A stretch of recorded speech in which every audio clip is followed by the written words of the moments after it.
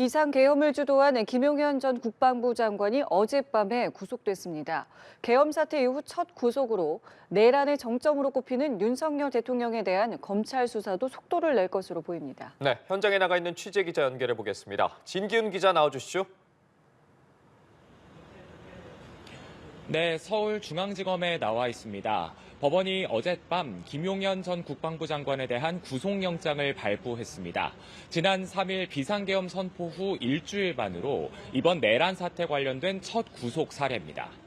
법원은 김 전 장관의 구속 사유로 증거인멸 우려와 범죄 혐의 소명 정도, 범죄의 중대성 등을 고려했다고 밝혔습니다.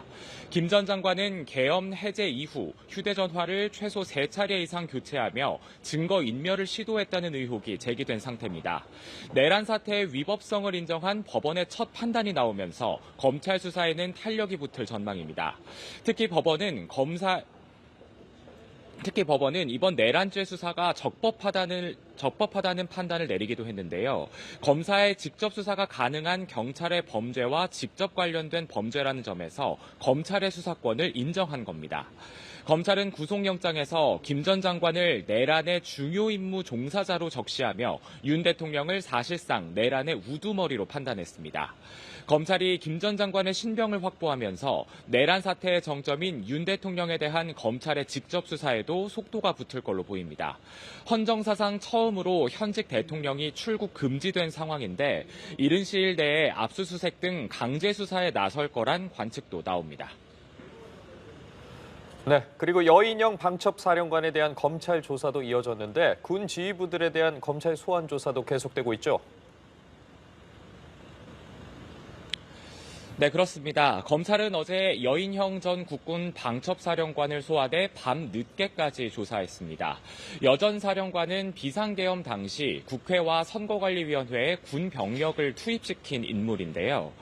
또 여 전 사령관은 계엄 당시 홍장원 국정원 1차장과 조지호 경찰청장에게 체포할 의원 명단을 전한 인물로 지목된 상태입니다. 검찰은 여 전 사령관이 이 명단을 전달한 경위 등을 캐물은 걸로 전해졌습니다. 여 전 사령관 측은 계엄을 예상하지 못했고 체포 명단도 김용현 전 국방장관에게 받았다는 입장인데요.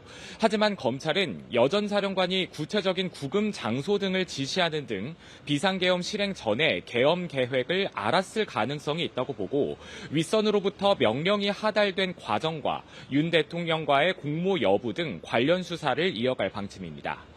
검찰은 어제에 이어 사흘째 방첩사령부와 여 전 사령관 사무실 등에 대한 압수수색을 이어가고 있습니다. 또 어제 장시간 조사를 벌인 여 전 사령관을 다시 불러 추가 조사할 가능성도 있습니다. 네, 지금까지 서울중앙지검에서 전해드렸습니다.